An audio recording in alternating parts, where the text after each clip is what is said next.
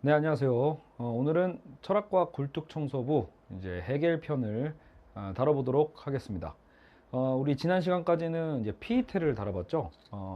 안 그래도 또 제가 어제 녹음했던 그 강의가 이제 철학과 굴뚝청소부는 아니고 20세기 신학에서 마침 이제 칸트와 해겔 편을 다뤘는데, 이제 또 이제 신학에서 바라봤던 또 해겔과 오늘 또 이제 철학과 굴뚝청소부에서 위차지하는 해겔에, 물론 이제 전체적인 개념은 같습니다. 같지만 어쨌든 이 접근하는 방식이 다르니까, 이제 20세기 신학에서는 이제 이 철학, 해겔의 철학이 어떻게 이제 신학과 연결되는지를 봤다라면, 이제 오늘은 이제 주체와 대상의 문제죠. 결국은 이 문제를 해겔은 어떻게 풀어내고 있는지, 그리고 해겔의 또 문제점은 무엇인지를 오늘은 살펴보도록 하겠습니다.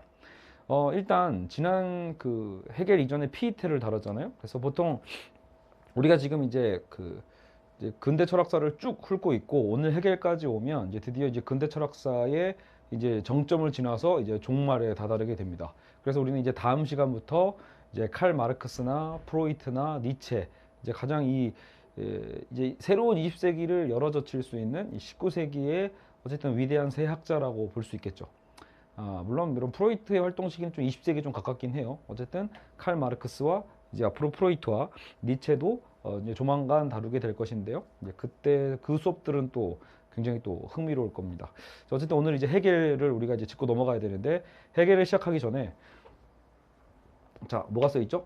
사물 자체와 선험적 주체. 이거는 이제 칸트의 기획이죠. 결국은 이 칸트를 넘어서기 위한 이제 시도들이 있었던 시점이죠. 칸트가 위기에 빠졌던 근대 철학을, 그 휴메에 의해서 어쨌든 위기에 빠졌던 근대 철학을 결국은 이 선험적 주체, 그리고 사물 자체에 대한 어떤 개념으로 결국은 새로운 어떤 진리 개념, 또 새로운 어떤 이제 이 선험적 주체에 대한 개념을 통해서 이제 결국 근대 철학을 위기에서 나름 구해냅니다. 하지만 이제 이 칸트의 가장 큰 한계점은 결국은 그의 구성 자체에도 있다. 그의 창의성만큼 그 창의적 구성이 갖고 있는 한계.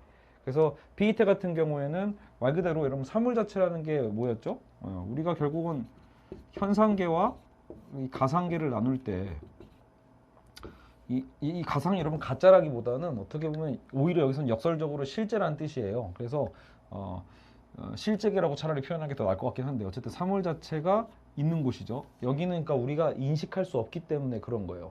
그리고 우리가 인식하는 세계는 주로 이 현상계가 되는 거죠. 그래서 이제 칸트는 우리는 이 현상 안에서, 우리가 그렇다면 이 사물 자체가 있다라는 거는 확신할 수 있지만, 그럼에도 불구하고 사물 자체를 우리가 정확하게 파악하려고 하는 그 모든 시도는 사실상 좀 무의미할 수밖에 없는 거죠. 그죠? 인간이 이 인식의 한계가 있으니까요. 그래서 차라리 인간의 이성이 할 수 있는 영역이 어디까지인가라고 했을 때 결국은 순수 이성 비판은 요 부분, 요 파트를 다루는 거였다고 보시면 됩니다. 그리고 나중에 이제 실천 이성 비판은 오히려 이쪽 분야에 대한 부분을 좀 다룬다고 볼 수 있는데, 여하간 지금 우리는 이제 진리의 영역을 다루고 있기 때문에, 그렇기 때문에 이 현상에 대한 것을 탐구한다고 했을 때 정작 이 사물 자체에 대해서는 알 수 없다라고 이렇게 한계선을 짓는 것, 그 자체에 대해서 결국은 지난 시간에 배웠던 피이테도 오늘 배울 해겔도 이 부분을 똑같이 공격을 합니다. 똑같이 그건 말이 안 된다. 어떻게, 아니, 인식할 수 우리가 제대로 인식할 수 없기 때문에 사물 자체고, 그래서 그것을 이제 포기하자고 했는데, 인식할 수 없는 거를 인식한다라는 것은 또 무슨 말이냐라는 말장난이 된다라는 거죠. 결국 우리는 결국은 이것을 알아야만 한다라는 거예요. 그래서 이 사물 자체에 대한 한계를 당시에 피이테도 얘기했었고, 동시에 또 선험적 주체에 대한 얘기도 했었죠. 아니 대체 주체는 주체지 그 주체보다 더 먼저 있는 어떤 선험적인 것, 그죠? 경험하기도 전에 있는 그 선험적 주체라는 것을 상정한다는 것 자체가, 이 선험적 주체를 또 우리가 상정하려면 얘보다 또 먼저 더 먼저 단계의 주체가 있어야 되는 거 아니냐, 그게 있으니까 얘를 인식한 거 아니냐, 이렇게 생각할 수 있게 된다는 거죠. 그래서 결국은 꼬리에 꼬리를 무는 한계점이 나올 수밖에 없다라고 피이테는 얘기했었어요. 그래서 피이테가 어떤 작업을 하죠? 결국은 이 사물 자체를 따로 떼어내지 않게끔, 그죠? 결국은 주체가 대상을 어떻게 인식하는가에 지금 우리 문제잖아요. 그리고 선험적 주체 문제 당연히 요 문제고요. 그러니까 얘와 얘의 문제는 여기서 만나게 되고, 결국은 이 주체와 대상의 문제를 모두 포괄할 수 있는 이 자아라는 개념을 만들어내죠. 그죠? 이게 피이테였어요. 그러니까 피이테는 그래서 차라리 선언적 주체가 있으면 또 그 이전에 주체가 있고 뭐가 해야 되니까 차라리 이런 논리적인 어떤 이 꼬리물기의 순환적인 부분들을 없애는 방법보다 차라리 존재적으로 있을 수밖에 없는 거, 의심할 수 없는 거. 여러분, 그러니까 그걸 자아로 두자라는 거예요. 차라리 주체란 말보다, 그래서 PET는 자아란 말을 쓰는 거죠. 그러니까 주체란 말은 차라리 이걸 규정하기 좀 애매한데, 여러분 예를 들어 자아라고 하는 것은 결국은 지금 여러분 스스로를 생각해 보세요. 그죠? 내가 지금 나를 인식하고 있다 라고 했을 때 사실 우리는 결국은 이 어떤 이 자아의 개념에 대해서 인식을 할 수 있게 되는 거죠. 그러니까 우리가 뭔가 나름 활동을 한 거예요. 의식의 활동.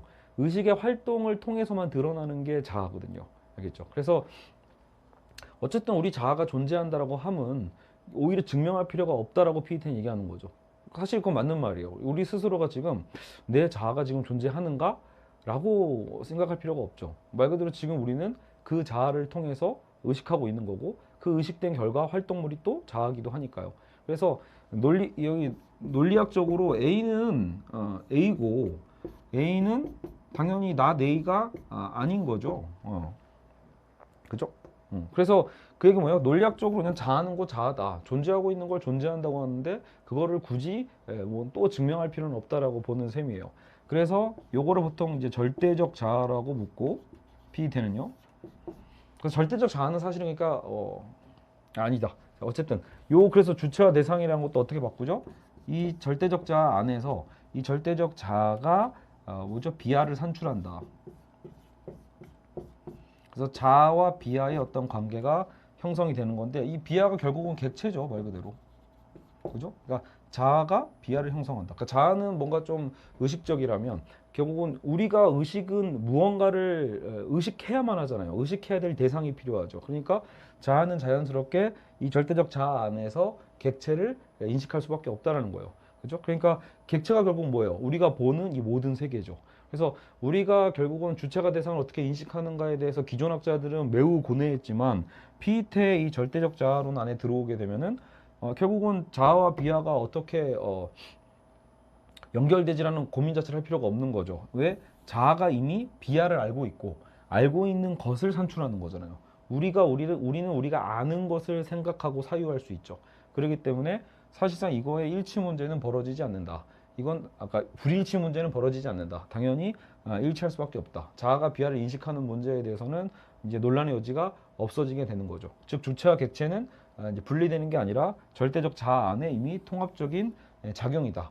그래서 그때도 이때 진태제와 안티테제 같은 개념이 나왔었잖아요. 그죠? 그래서 오늘 우리가 또 그 해결해서 배울 정반합의 개념을 사실 피이테도 먼저 쓰고 있었죠. 그렇죠? 그래서 결국은 이 뭔가 우리가 저 대상은 어떻게 존재하지? 사실 우리가 이미 자아를 통해서 의식함으로써 존재하는 거기 때문에 나중에 이 부분은 철학과 골뚝청소부에 나오지는 않지만 나중에 훗설의 현상학이라는 게 있어요. 그래서 이제 20세기의 이제 흐름 중에 하나죠. 그 훗설의 현상학도 사실상 이제 주체와 객체의 문제를 그래서 분리의 문제로 보지 않고 우리가 의식의 지향성, 우리가 무언가를 의식한다라는 것은 이미 의식하는 대상이 있기 때문에 의식하는 거니까 그건 애초에 분리되는 게 아니다라는 어떤 개념으로 현상학이 얘기를 하거든요. 그러니까 그 부분과 되게 같은 논리인 것 같아요. 제가 보기에도요. 물론 이제 제가 현상학에 대해서도 거의 또 잘 모르기 때문에 이제 그건 추후에 따로 제가 공부를 해서 또 알려드리도록 하겠습니다. 자, 여하튼 여기까지가 피이테의 기본 개념이었다고 보시면 돼요. 그래서 피이테의 한계는 또 뭐다?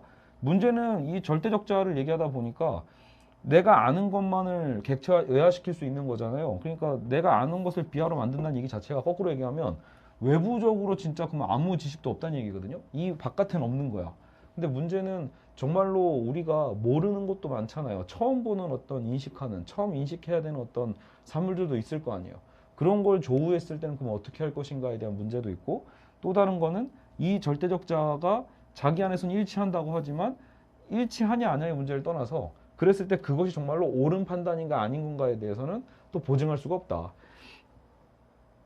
구체적으로 얘기해서 내가 이거를 화이트보드 펜이라고 인식하는데 다른 사람들은 전혀 다르게 인식하고 있다라면 나도 옳은 거고 그 사람도 옳은 거고 이게 되거든요. 피이테의 방법론에 따르면 피이테의 자아 안에서는 이건 일치의 문제고 이 일치가 곧 진리다라고 봐요. 그러니까 각각의 이미 진리가 형성이 돼 버리는 거예요.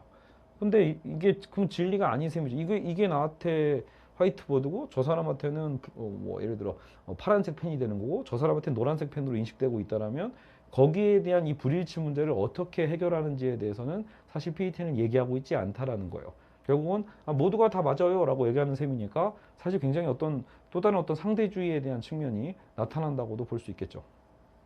자, 그래서 이제 그래서 우리는 헤겔로 넘어가서 헤겔의 경우에는요. 그래서 헤겔은 똑같이 아까처럼 요걸 문제 삼아요. 일단 헤겔도 칸트를 비판하면서 사물 자체는 결국은 뭐 물에 들어가지 않고 결국은 수영을 할 수 있다라고 말하는 것처럼 어불성설이다. 말도 안 된다. 사물 자체에 대해서는 우리는 그렇게 생각해서는 안 된다라고 헤겔도 똑같이 얘기합니다. 아시죠? 피에테와 이 부분은 다를 게 없다라는 거예요. 선험적 주체에 대해서도 역시 얘기를 합니다. 똑같은 말로 좀 비판을 하는 거죠. 자, 근데 어디까지 똑같냐면 피에테랑 좀 넘겨볼게요.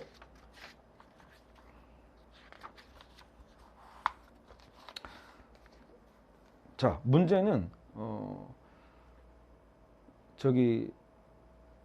헤겔 또한 주체와 객체가 결국 이렇게 분리되는 문제, 선험적 주체를 따로 이렇게 만들어야 되는 문제에 대해서 이래서는 안 된다. 뭔가 통합적인 것이 필요하다. 주체와 객체를 다 합칠 수 있는 어떤 이 절대적인 것이 필요하다라고 생각한 건 똑같았어요.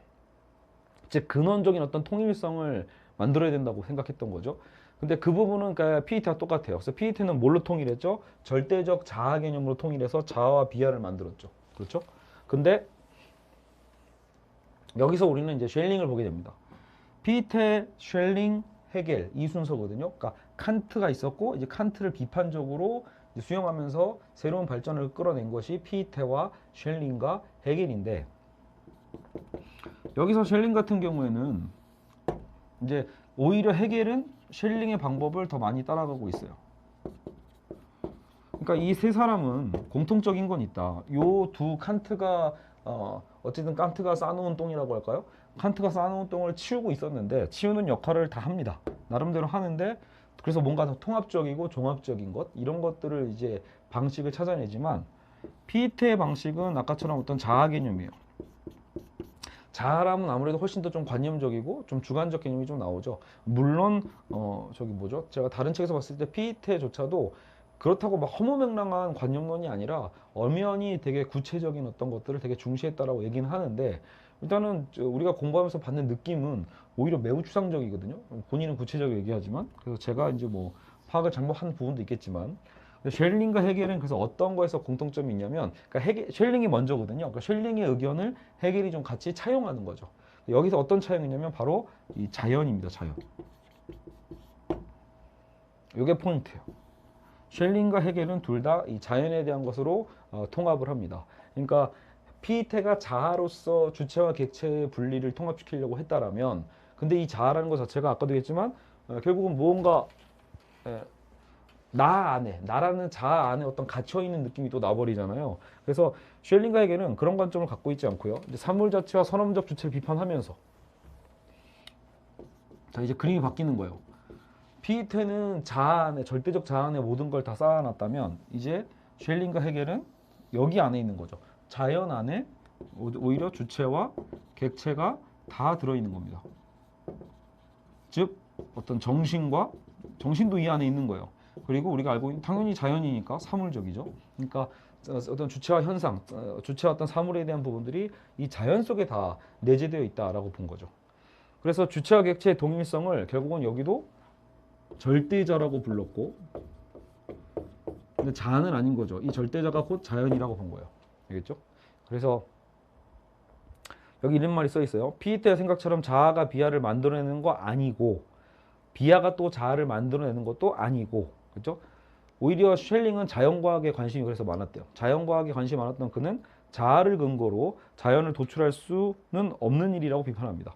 그러니까 피에테는 자아를 근거로서 결국은 자연을 도출한 셈이잖아요. 그렇죠?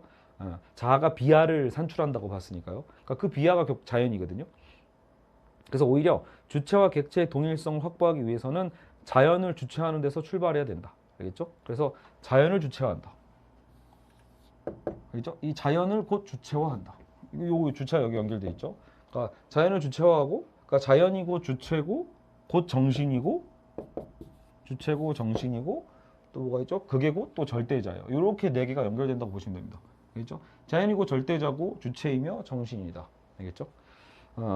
자연이고 주체다. 근데 여러분 이 얘기를 듣다 보면은 누가 생각이 나죠? 스피노자가 떠올라야 됩니다. 사실 스피노자가 결국은 자연이고 실체고 거기가 그 자연이고 신이고 알겠죠? 이렇게 다 연결했었잖아요. 스피노자도요. 어떻게 보면 스피노자의 영향력을 되게 강력하게 받고 있다고 볼 수 있습니다. 잠시만요. 네, 맞아. 이어서 또 계속 강의를 하도록 하겠습니다. 제가 그 휴대폰에 그 무음 장치를 안 해놔가지고요. 어제도 강의하다가 핸드폰 벨소리 울려가지고 또 중단했었거든요. 그래서 결국은 이제 편집 좀 끊고 다시 녹음을 하고 있습니다. 자, 그래서 일단 다시 보시죠. 결국은 이 쉘링과 해겔의 방법은 스피노자를 떠올리게 한다. 좀 이따도 보면 알겠지만 되게 비슷해요. 많은 부분들을 자기들 스스로가 스피노자주의라고 자처하고 있다는 거죠. 자, 어쨌든 쉘링이 보기에 자연은 정신이자 동시에 자연 안에 있는 정신 자체의 산물이 물질이다. 그러니까 이것도 스피노자가 비슷한 얘기를 했었거든요. 그러니까 자연이고 정신이고 동시에 자연 안에 있는 정신 자체의 산물이 물질이다. 그렇죠? 그러니까 당연히 여기서는 자연은 무한한 활동이자 주체와 객체가 통일된 절대자라고 얘기를 하는 거죠. 그래서 자연 안에서 일종의 계열만 있다라는 거예요. 뭔가 실제적인 게 우위를 차지하는 계열과 관념적인 게 우위를 차지하는 계열. 그러니까 사실 쉘링은 좀 더 이런 자연 쪽을 더 강조를 많이 했었나 봐요. 그래서 이걸 항상 먼저 얘기를 하더라고요. 실제적인 게 우위를 차지하는 계열이 있고, 이 실제라는 게 뭐예요? 물질적이고 자연적인 거죠. 그리고 관념적인 게 우위를 차지하는 계열은 뭐다? 그거는 정신이라고 볼 수 있죠. 결국 이건 나중에 그 스피노자 식대로 얘기하면 양태죠, 사실은요. 그러니까 실체가 어떤 양태로 드러나는가 이런 얘기를 스피노자 때 했던 기억이 여러분 나실 겁니다. 알겠죠? 그렇게 이해하시면 될 것 같아요. 다만 이제 그래서 이 쉘링의 이런 어떤 자연주의적인 방법을 그러니까 이 자체는 기본적으로 쉘링이 일단은 구성해 놓은 거예요. 근데 이 구성법에 해겔이 이제 숟가락을 얹는데 그 숟가락을 얹는 가운데서 해겔이 좀 더 강조하는 건 바로 이 정신입니다. 사실 쉘링은 이 자연이라는 물질성에 대해 좀 더 강조를 하게 되지만 해겔은 이걸 통합적인 방법론으로서 이걸 필요로 했던 것 같고요. 다만 해겔이 좀 더 강조하고 싶었던 건 이 정신의 작용이다. 왜냐하면 뭔가 이 주체적 활동 여기서도 그 얘기가 나오거든요. 정신인 것은 그 전체의 본성이 활동적이고 산출적이라는 점에서 주체로서의 정신적 성격을 갖고 있다. 그래서 이거를 오히려 이제 해겔은 이런 통합적인 것을 절대 정신이라고 본다는 거죠. 대략 그런 단어를 씁니다. 절대 정신. 아시겠죠? 자, 그리고 그렇기 때문에 우리는 쉘링의 경우 정신은 자연과 직접적으로 동일한 것으로 간주되고 있는 반면에 그래서 쉘링 같은 경우에는 자연 철학을 중시한 거예요. 자연에 대한 연구죠. 근데 반면 해겔에게는 절대자는 무엇보다 정신이다. 알겠죠? 그래서 이 정신은 스스로를 외화하여 우리가 이건 아까 좀 피이테적인 방식과 또 비슷해요. 피이테가 자아에서 비아를 산출한 것처럼 이제 해겔 같은 경우에는 이 절대 정신이 외화돼서 바깥으로 소외시킨다는 거죠. 외화됐다. 그래서 정신 스스로를 외화해서 자연, 사회, 역사 등의 객체가 되는 거다. 그렇죠? 지난 20세기 그 신학 편에서도 그때는 아예 대놓고 이 절대 정신을 이제 창조주 어떤 하나님이라고 벌써 구성을 해놓고 구성을 풀어갔었거든요. 그러니까 사실 그 이미지가 도움이 되는 부분이 있어요. 스스로를 외화시켰다라고 했을 때 여러분 보통 기독교의 그 신학에서도 하나님이 홀로 계셨잖아요. 하나님은 본질 그 자체인데 홀로 계셨다가 세상을 창조했다. 근데 이 세상이 어디서 나왔겠어요? 결국은 신 안에서 산출되는 거죠. 그러니까 신을 만약에 절대정신이라고 해보세요. 신이 절대정신이 있어. 절대정신이 존재하는데 이 절대정신 자체로도 이미 충족되지만 그 안에서 결국은 자신 안에 뭔가 내 안에 있는 어떤 또 다른 낯선 타자 같이 외화해서 객체를 만들어내는 거죠. 그게 어떤 이 피조물이라고 볼 수 있는 거예요. 그러니까 우리가 인간이 살아가는 만나는 모든 대상, 자연이죠.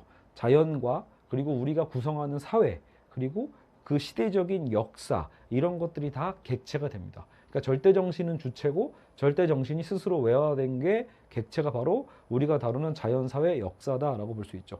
결국은 이것은 정신의 표현이라고 보셔도 됩니다. 이 표현이라는 단어도 참 스피노자 얘기할 때 자주 사용했었죠. 자, 자, 여기서 특히 중요한 건 이제 해겔이 다루고자 하는 건 이제 점점 해겔의 이미지가 그래서 이제 이 자연이 지워져요. 그러니까 부정했다는 얘기가 아니고요. 해겔을 결국은 이제 책을 보거나 해겔에 대한 이미지를 자꾸 듣다 보면 해겔이 자연에 대한 것을 강조했었나?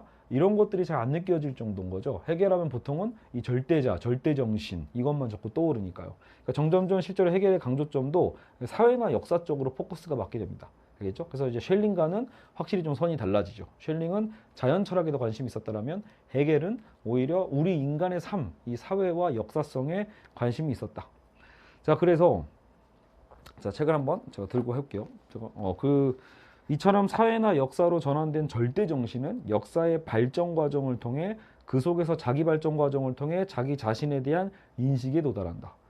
절대 정신은 다시 자기에게로 복귀한다. 자기네 복귀. 이런 의미에서 역사는 절대 정신의 실현이란 목적을 향해 발전해가는 목적론적인 과정이다. 그러니까 역사는 뭐다?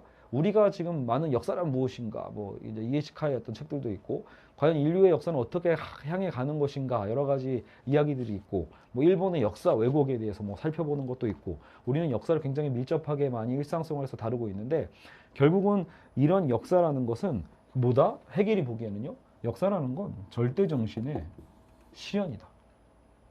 굉장히 그 해겔을 알기 전까지는 우리가 한 번도 생각해보지 않은 관점일 수도 있는 거죠. 그러니까 그냥 역사라는 건 우리의 어떤 이런 개체라고 볼 수 있죠. 인간의 어떤 개별자들이 모여서 각자의 행동들과 문화가 계속해서 어떤 기록되고 이것이 결국 쌓이고 쌓여서 뭔가 만들어가는 하나의 어떤 교훈 같은 느낌으로 우리의 이미지를 형성하는 경우가 많이 있는데, 해겔의 역사에서는 사실은 뭐예요? 이 역사는 주도하는 자가 있는 거예요. 주도하는 절대 정신이 있다. 알겠죠? 그래서 이 절대 정신의 어떤 이 세계 속에서 절대 정신이 우리를 토해낸 거냐, 쉽게 얘기해서. 절대 정신이 우리를 토해낸 거예요. 그래서 토해낸 대상인 객체인 우리가 그렇게 살아가는 거죠. 아둥바둥 살아가는데 그 살아가는 과정 속에서도 사실상 어떤 절대 정신이 이뤄가는 목적론적인 과정이 있다라는 거예요. 이게 여러분 되게 중요해요. 그러니까 여기 그래프 있나요?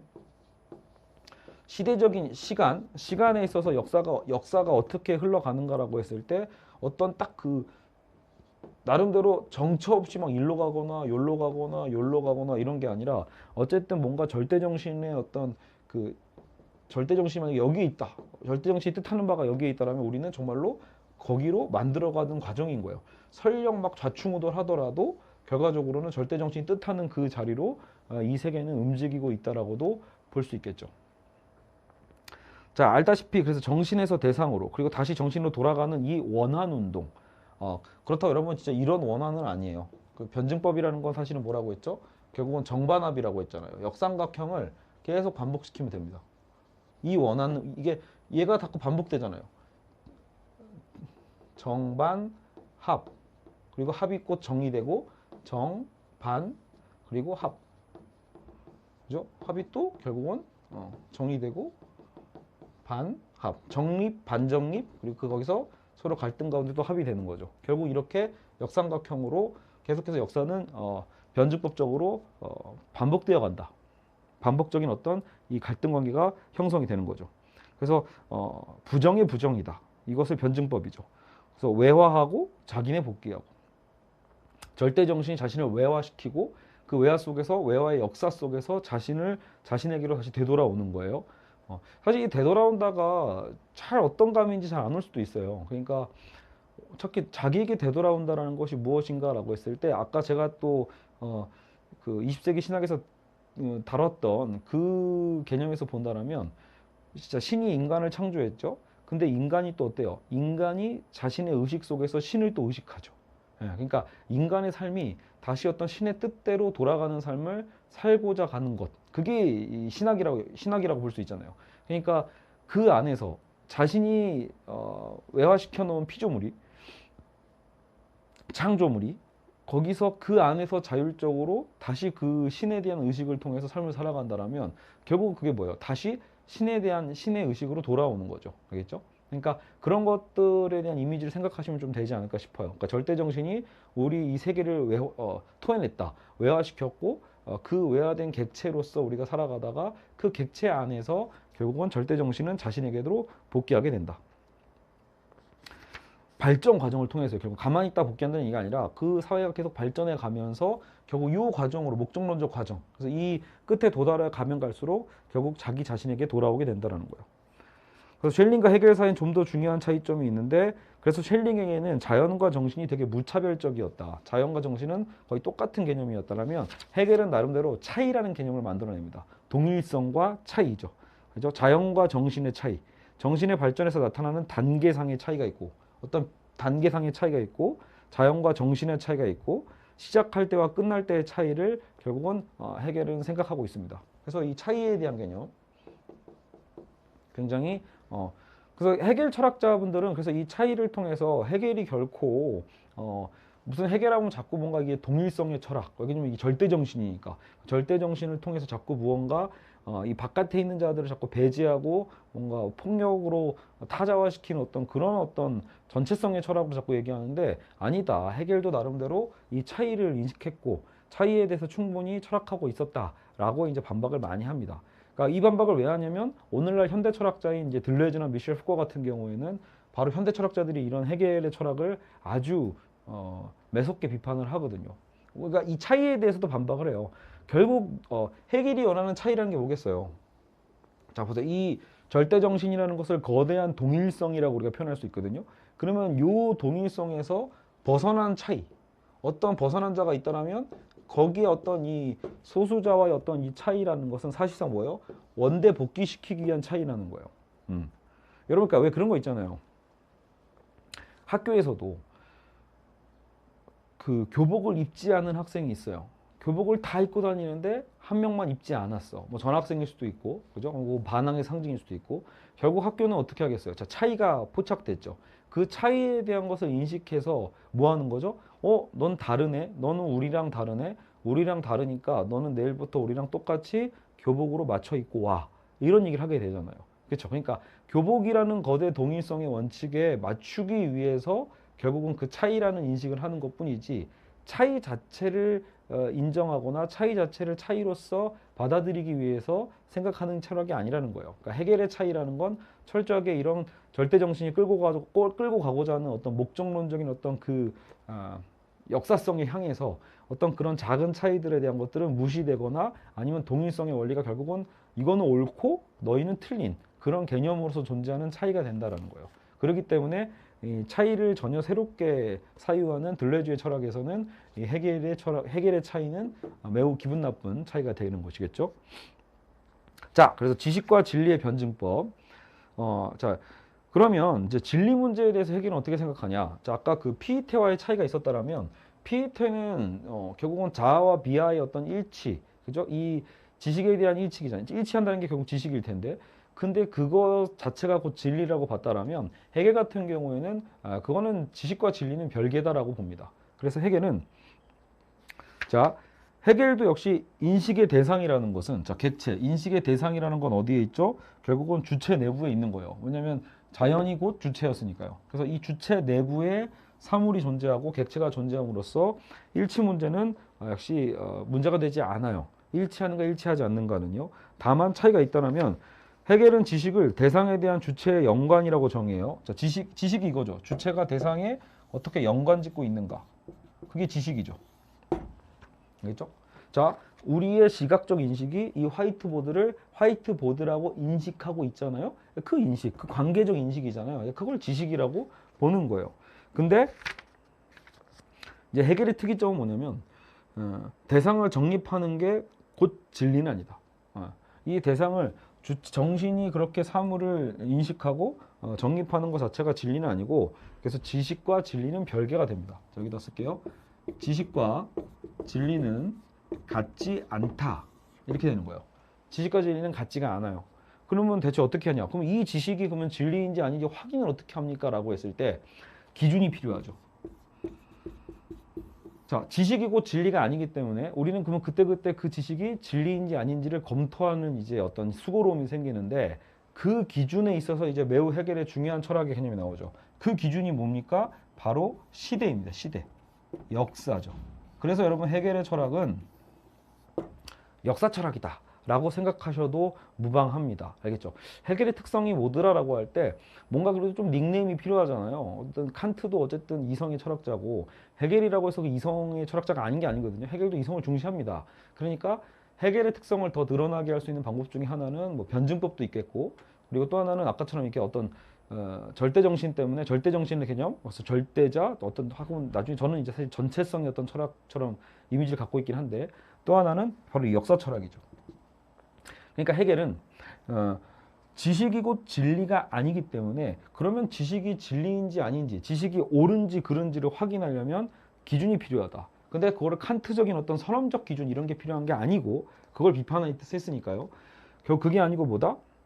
지식에 대한 평가 기준은 역사적으로 형성된 의식에 의해서만, 역사, 시대에 의해서 형성된 의식이죠. 쉽게 시대 의식이에요. 의해서만 마련될 수 있다. 해겔은 지식에 대한 역사적 평가의 장을 열었다고 볼 수 있다는 거죠. 그렇죠? 그래서 역사적 의식 속의 진리 여부를 평가하는 기준은 무엇이었을까? 예를 들어 여기서 이제 얘가 나와요. 지구 운동에 대한 물리학자의 주장이 옳은지 그른지는 무엇으로 평가해야 되는가 할 때, 해겔이 살던 19세기는 뉴턴의 고전 물리학의 시대죠. 그러니까 그게 기준이 되겠죠. 뉴턴의 고전 물리학이 그 시대적인 어떤 정신이니까, 시대적 지식이니까 이제 그걸로 평가를 하죠. 진리의 기준은 그래서 이미 성립한 하나의 지식이 제공하는 셈이다. 자, 그래서 재밌는 건 그거예요.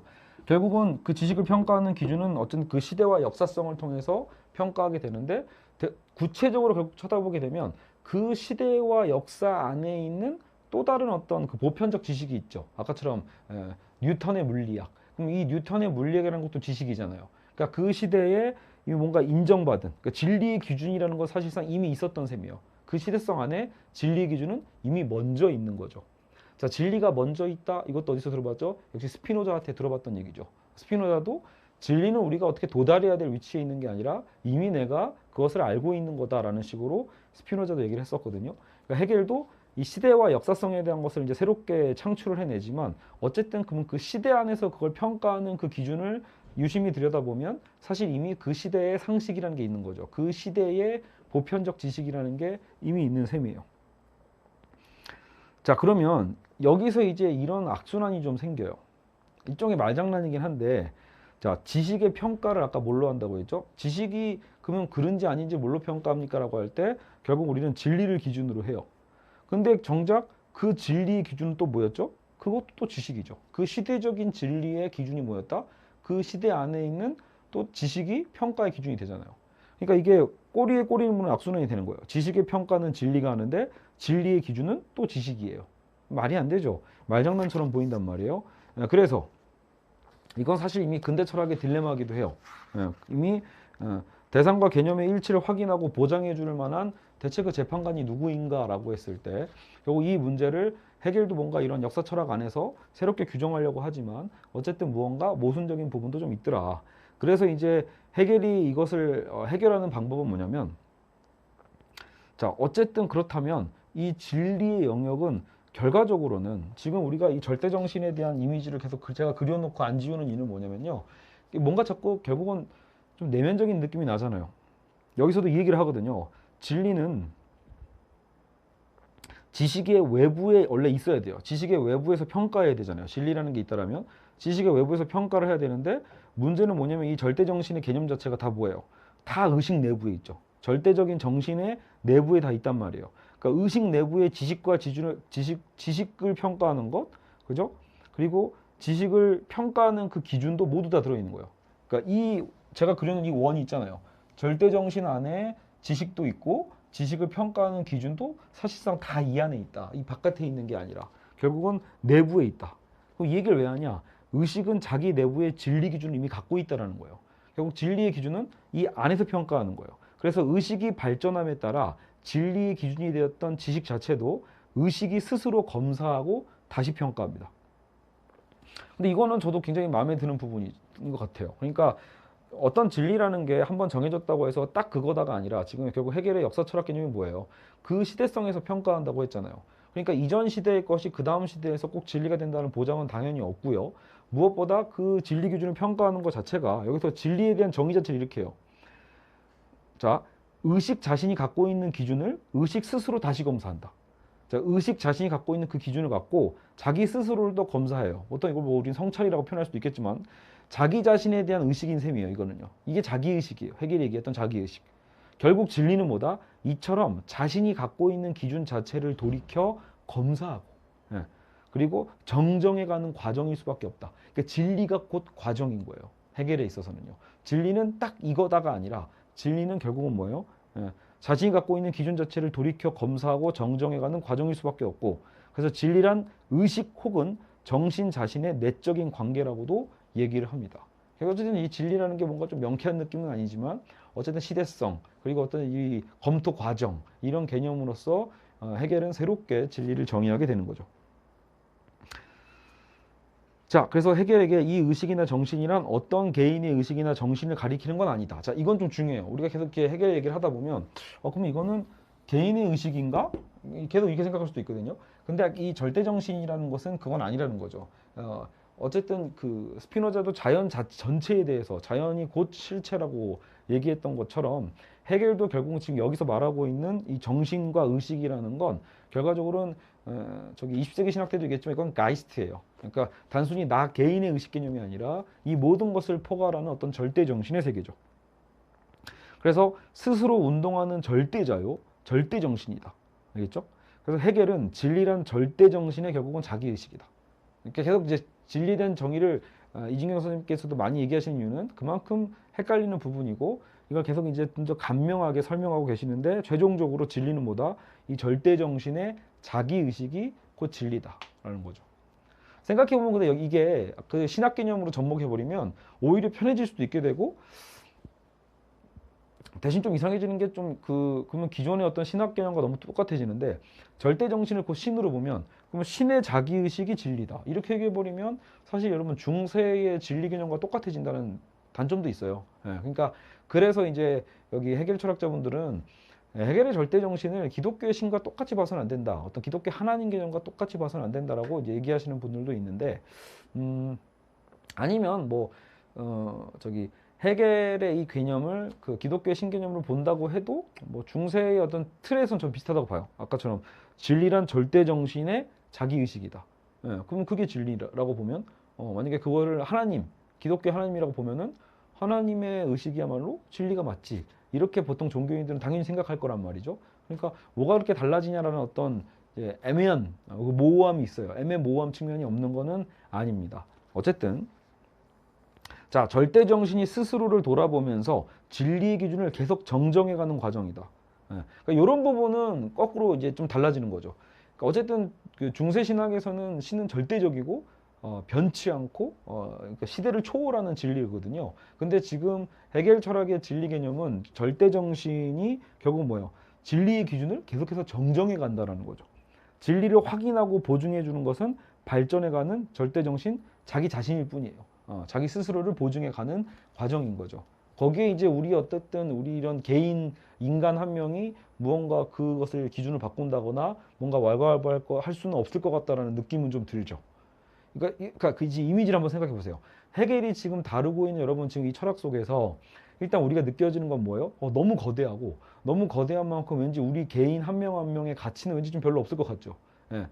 이 전쟁이라는 것도 전쟁을 수행하는 과정에서 이 전쟁이 어디로 이 역사를 끌고 가는지는 아무도 모른단 말이에요. 그러니까 결국은 역사를 수행하는 우리는 주체가 되는 건지 객체가 되는 건지 굉장히 모호해집니다. 사실 활동은 하는데 사실상 우리는 절대 정신이 끌고 가는 그런 거대 세계 안에 있는 작은 어떤 개체에 불과하지 않는가.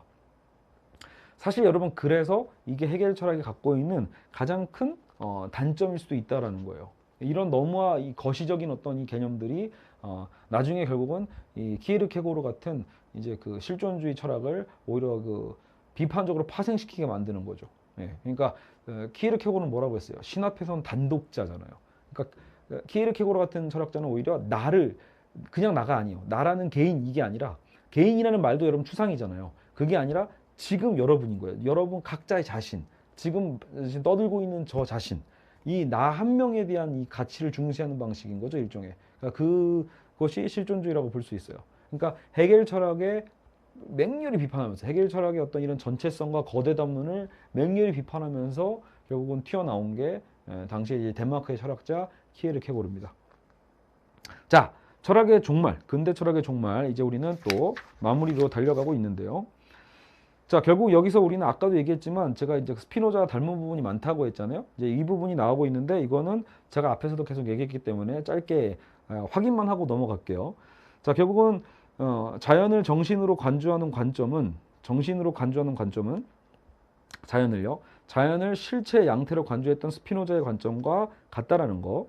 헤겔에게 절대자라는 절대 정신은 결국은 스피노자 입장에서 보면 실체고, 그러니까 이 절대 정신은 스피노자식대로 표현한다면 실체가 되는 거고, 그렇죠? 그리고 자연과 사회의 역사, 외화된 거죠. 절대 정신의 외화인 자연 사회 역사라는 건 스피노자 개념에서는 양태가 되겠죠.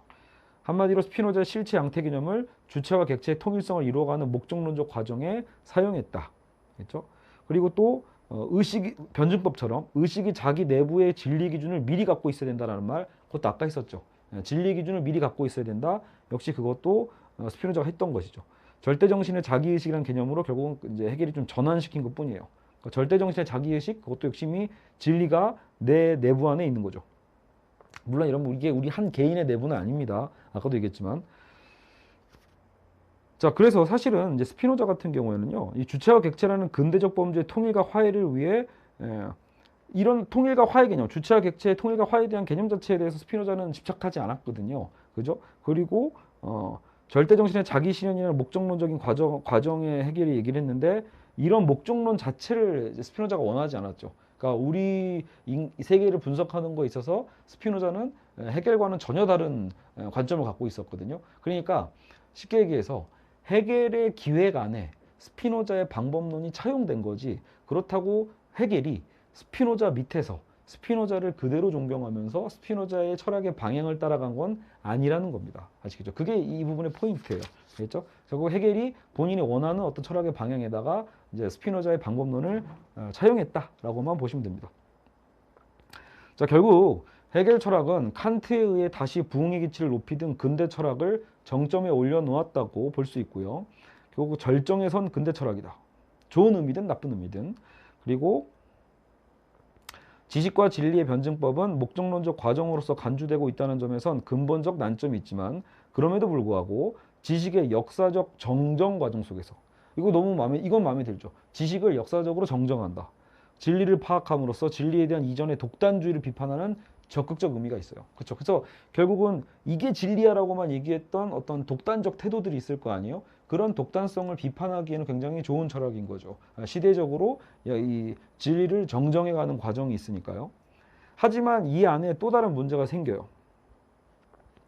아까 뭐라고 했죠? 그 해겔이 진리란 스스로를 돌아보며 자기가 갖고 있는 기준을 계속 정정해가는 과정이라고 했잖아요. 그렇죠? 자, 여기 자리가 없네요. 이쪽에 좀 써볼까요? 진리는 쉽게 얘기해서 계속 정정하는 거야. 그죠? 좀 비슷하게. 진리는 결국은 시대적으로 계속 정정해가는 과정인데, 만약에 그러면요. 자, 해겔이 지금 요 얘기를 했죠. 해겔이 말하는 진리는 결국은 시대적으로 계속 어떤 자기 스스로를 정정해가는 절대정신의 어떤 그 표현이다. 이렇게 봤을 때, 그러면 해겔이 말하고 있는 그 진리 자체도 정정될 수도 있잖아요. 이해하셨죠? 논리학적인 부분이죠. 논리학적인 비판인데, 그러면 해겔 네가 말하고 있는 그 정정 개념 자체도 바뀔 수 있다는 얘기네. 해겔 너의 철학 자체가 다 바뀔 수도 있다는 얘기네. 라는 논리학적 비판도 가능은 하다라는 거예요. 알겠죠? 그러니까 해겔은 이게 좀 신경 쓰여서 최종적으로 야, 그러면 더 이상 정정되지 않을 단계까지 가면 되잖아. 이렇게 생각을 하게 된대요.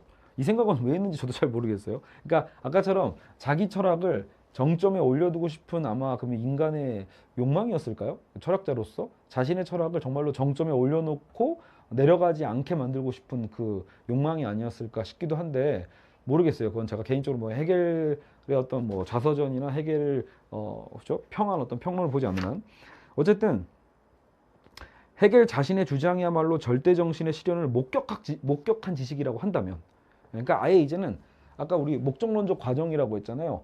그 끝에 다 달았다고 보라는 거죠. 그러니까 해겔 스스로가 자기가 근데 만약에 지금 내가 살고 있는 이 시대가 내가 말했던 이 절대 정신이 끌고 가고자 했던 그 최종적 목적지라면, 예. 그러니까 더 이상 이제는 바뀔 게 없는 거예요. 더 이상 새로운 진리는 없고 이 진리의 최종적 귀착지가 된다라면 언제가요?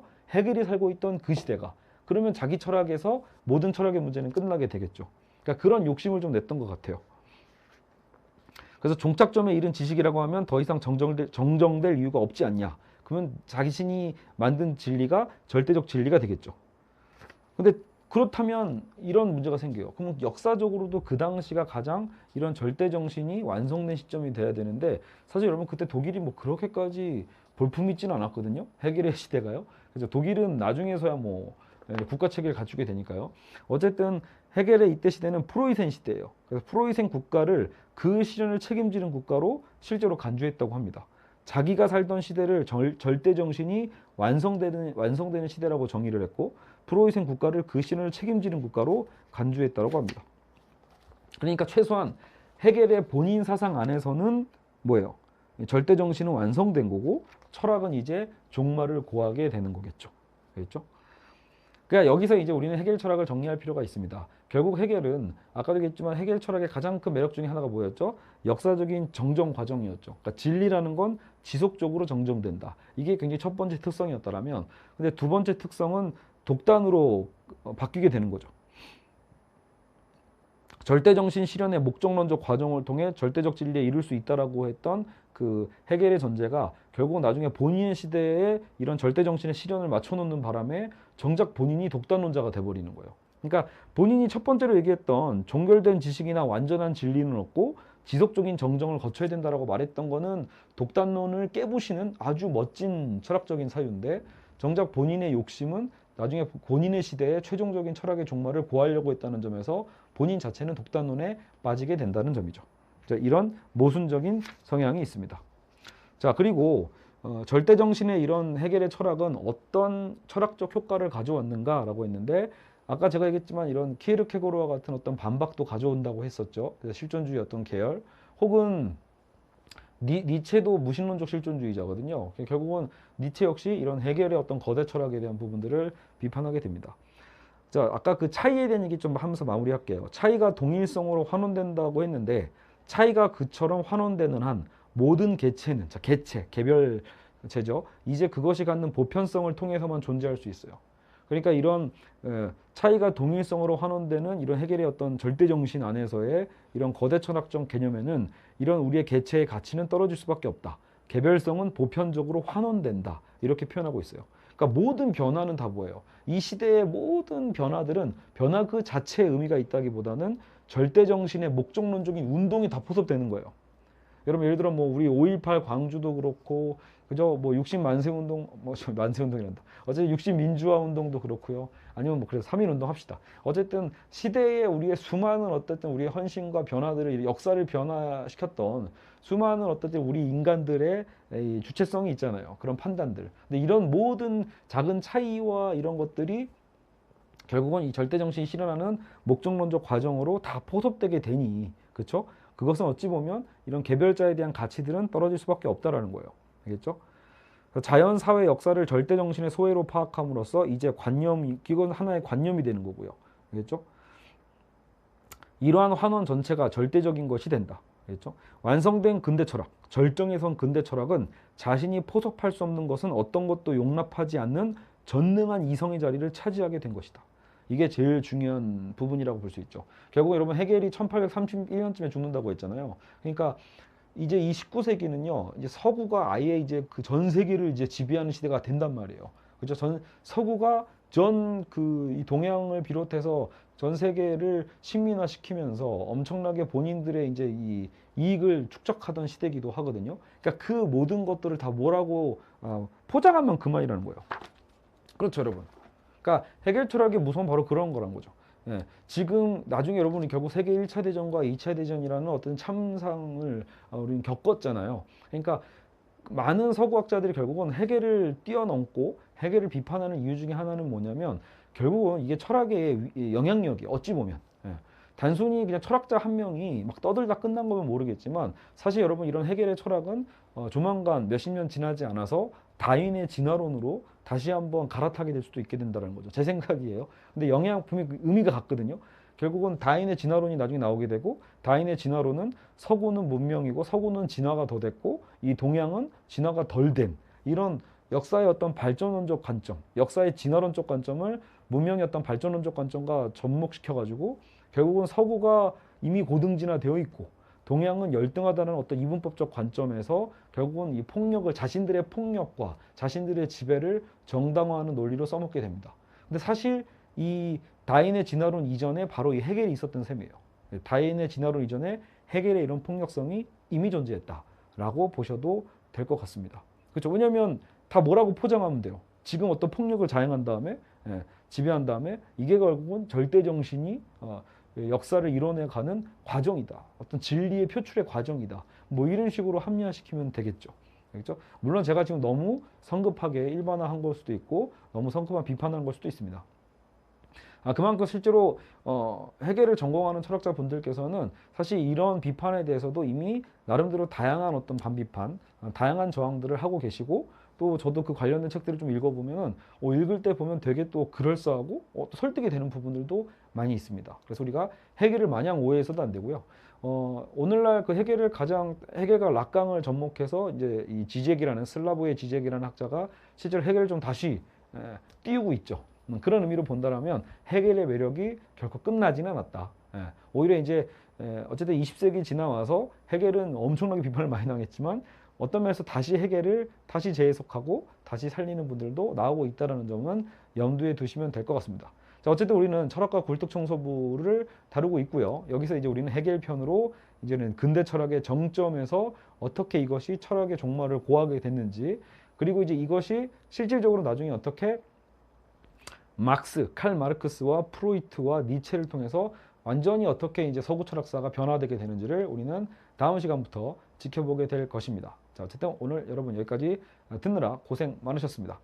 다음 편은 칼 마르크스 편입니다. 막스 편에서 다시 뵙도록 하겠습니다. 감사합니다.